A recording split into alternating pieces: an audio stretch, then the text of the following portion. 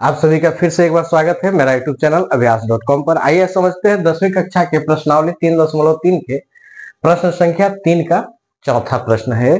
चौथा प्रश्न है कि एक नगर में टैक्सी के भाड़े में एक नियत भाड़े के अतिरिक्त चली गई दूरी पर भाड़ा सम्मिलित किया जाता है। नियत भाड़ा का मतलब होता है फिक्स। यदि किसी भी आप देखते होंगे ऑटो में होता है कि आप उसका एक न्यूनतम किराया होता है कि आप जैसे ही बैठे कुछ दूर तक चलेंगे तो 10 रुपया 5 रुपया नियत होता है, उसके अतिरिक्त उसका भाड़ा ऐड करता है वह। ठीक है, तो उसी तरह से है, इसमें एक नियत भाड़ा है और उसके अतिरिक्त भी भाड़ा इसमें सम्मिलित है। तो कह रहा है कि 10 किलोमीटर दूरी के लिए भाड़ा 105 रुपया है और 15 किलोमीटर के लिए भाड़ा 155 रुपया है। नियत भाड़ा तथा प्रति किलोमीटर भाड़ा क्या है? एक व्यक्ति को 25 किलोमीटर यात्रा तय करने के लिए कितना भाड़ा देना होगा। जैसे आप गाड़ी उड़ी जब बुक करने जाते हैं तो ये कहता है, गाड़ी का ऑनर जो कहता है कि गाड़ी जब बुक करेंगे तो बोलेगा कि 1000 रुपया हम एक दिन का लेंगे। ठीक है, कितना मान लेते हैं, बोलता है 1000 या 500।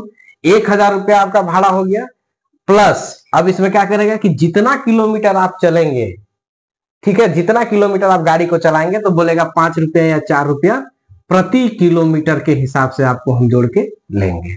ठीक है, तो 1000 क्या हो गया उसका, ये नियत हो गया, फिक्स हो गया। और उसके अतिरिक्त क्या हुआ, 5 रुपया पर किलोमीटर, मतलब जितना किलोमीटर चलेंगे उसमें 5 से वो गुना कर देगा और फिर दोनों को जोड़ के वो आपसे पैसा लेगा। तो कुछ ऐसा ही प्रश्न यह है। तो आइए इसको देखते हैं कि हम लोग हल कैसे करेंगे इसको। तो मान लेंगे इसमें दो भाड़ा है, तो पहले मानना होगा जो इसका नियत भाड़ा है। तो मान लेते हैं कि माना कि टैक्सी का नियत भाड़ा, टैक्सी का नियत भाड़ा 100 रुपया तथा अतिरिक्त भाड़ा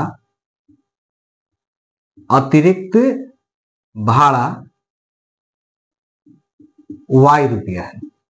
अतिरिक्त भाड़ा कितना है, y रुपया। नियत हम मान लिए कितना है, 100 रुपया, और अतिरिक्त भाड़ा कितना है, y रुपया। तो पहला कंडीशन इसका क्या है, यहां लिखते हैं पहली शर्त से। पहला कंडीशन क्या है इसका, पहला है कि 10 किलोमीटर दूरी के लिए भाड़ा है 105। तो x तो हो गया इसका नियत, फिक्स हो गया, और प्लस अतिरिक्त भाड़ा कितना हम माने हैं y, और अतिरिक्त या कितना किलोमीटर चला है तो 10 में y से गुना कर देंगे 10y, और यह दोनों मिलाकर कितना भाड़ा देना है उसको, 105 रुपया। ये हो गया हमारा समीकरण एक। क्योंकि नियत भाड़ा तो इसमें शामिल रहेगा, नियत को हम 100 रुपया माने हैं तो 100 रुपया तो देगा ही, प्लस उसके बाद वो 10 किलोमीटर चला है तो y रुपया के हिसाब से 10 किलोमीटर का भी भाड़ा उसको ऐड होगा, और यह दोनों मिलाकर कितना दिया वो 105 रुपया। ये पहला कंडीशन हो गया। दूसरा कंडीशन है इसका, लिखते हैं दूसरी शर्त से। फिर क्या कह रहा है कि 15 किलोमीटर के लिए भाड़ा 155 रुपया। तो 100 रुपया तो इसमें भी शामिल रहेगा, और प्लस 15 किलोमीटर चला है तो 15, और अतिरिक्त भाड़ा है हमारा y, तो y से गुना कर देंगे, और यह दोनों मिला के वह कितना दे रहा है, 155 रुपया। ये हो गया हमारा समीकरण 2। ठीक है, अब इन दोनों समीकरण से हमको x तथा y का मान निकालना है। जो x का मान आ जाएगा वो नियत भाड़ा हो जाएगा, और जो y का मान आ जाएगा वो अतिरिक्त भाड़ा हो जाएगा। ठीक है, तो इसको हम प्रतिस्थापन विधि से हल करते हैं। चलते हैं समीकरण 1 से। आप किसी से चल सकते हैं, 1 2 किसी को लेकर आगे बढ़ेंगे। समीकरण 1 से, तो समीकरण 1 है कि x प्लस 10y बराबर 105। x को आप यहीं छोड़ दीजिए, तो यहां हो जाएगा 105, ये प्लस में इधर आके माइनस में 10y। ये हो गया हमारा समीकरण 3। तो समीकरण 1 को लेकर आगे बढ़े और हमने समीकरण 3 बना लिया। अब क्या करेंगे, समीकरण 1 को लेकर आगे बढ़े हैं तो अब इस x के मान को समीकरण 2 में रखना पड़ेगा। लिख देते हैं कि x का मान समीकरण 2 में रखने पर समीकरण 2 क्या है, तो x प्लस 15y बराबर 155। अब क्या करेंगे, जहां यहां x दिख रहा है इस समीकरण में, जहां x है उसके जगह पर कितना रखना है, तो 105 माइनस 10y रख दीजिए यहां। तो यहां हो जाएगा 105 माइनस 10y और प्लस 15y जैसे था वैसे, और बराबर में 155। ठीक हो गया।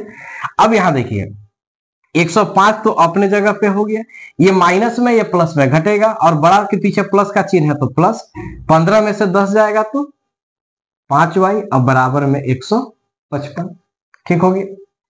अब क्या करेंगे, अब 5y को यही छोड़ दीजिए, बराबर इधर 155 है, ये भी अपने जगह पर रहेगा। अब क्या होगा, ये 105 प्लस में है, इधर आके माइनस में, यहां हो जाएगा 105, तो यहां होगा 5y बराबर, अब घटा दीजिए, 5 में से 5 जाएगा 0, 5 का 5, 1 में से 1 जाएगा 0, तो y बराबर कितना हो जाएगा, 50 का 50, ये गुना में यहाँ आके भाग में काट दीजिए, 10 पचे 50, तो y बराबर कितना मिल गया 10, यानी कि एक चर का मान हमको प्राप्त हो गया। अब इस y के मान को हमको समीकरण 3 में रखेंगे तो x का मान प्राप्त हो जाएगा। लिख देते हैं कि y का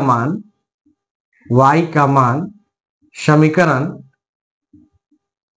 3 में रखने पर, समीकरण 3 क्या है, तो समीकरण 3 है x बराबर 105 माइनस 10y, तो x बराबर 105 माइनस 10 और बीच में कोई चिन्ह नहीं है तो गुना, और y का मान कितना है 10, तो x बराबर 105 माइनस 10 से 10 में गुना करेंगे 100, तो x बराबर कितना आ गया 5। ठीक है, तो इस तरह से हमारे पास दोनों चर का मान प्राप्त हो गया। अब जो हम माने थे, क्या माने थे कि नियत भाड़ा को माने थे 100 रुपया और अतिरिक्त भाड़ा को माने थे y रुपया, तो आप देख पा रहे हैं कि x का मान कितना आया 5, तो यहां लिखेंगे कि अतः टैक्सी का नियत भाड़ा x, तो x बराबर कितना आया हमारा 5, तो यहां हो गया 5 रुपये, और अतिरिक्त भाड़ा, टैक्सी का अतिरिक्त भाड़ा y का मान कितना आया 10 रुपये, तो एक आंसर तो हमको यहां प्राप्त हो गया। फिर इसी में एक और प्रश्न दिया है कि यदि इस गाड़ी से यानी कि इस टैक्सी से कोई व्यक्ति 25 किलोमीटर की यात्रा करता है, कितना किलोमीटर 25, तो उसको कितना भाड़ा देना होगा। ठीक है, तो कुल भाड़ा बराबर कैसे आप निकाल सकते हैं, यहां देखिए तो कुल भाड़ा बराबर क्या लिख सकते हैं, अतिरिक्त भाड़ा, सॉरी नियत भाड़ा और प्लस अतिरिक्त भाड़ा, पर किलोमीटर अतिरिक्त भाड़ा, तो यहां पे लिख देते हैं किलोमीटर गुना अतिरिक्त भाड़ा। ठीक है, तो नियत भाड़ा क्या है हमारा x प्लस कितना किलोमीटर यह चला है 25, तो 25 गुना अतिरिक्त क्या भाड़ा है y, तो बराबर x का मान देखें तो कितना आया 5 प्लस 25 गुना y का मान कितना आ गया 10, बराबर 5 प्लस 25 गुना 10 करेंगे तो 250, और 250 को 5 में जोड़ देंगे तो कितना आ जाएगा 255।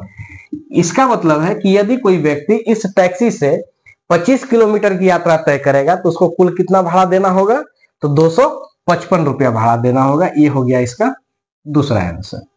उम्मीद करते हैं कि आपको यह वीडियो पसंद आएगा और प्रश्न भी समझ में आएगा। फिर मिलते हैं अगले प्रश्न के साथ, तब तक के लिए धन्यवाद।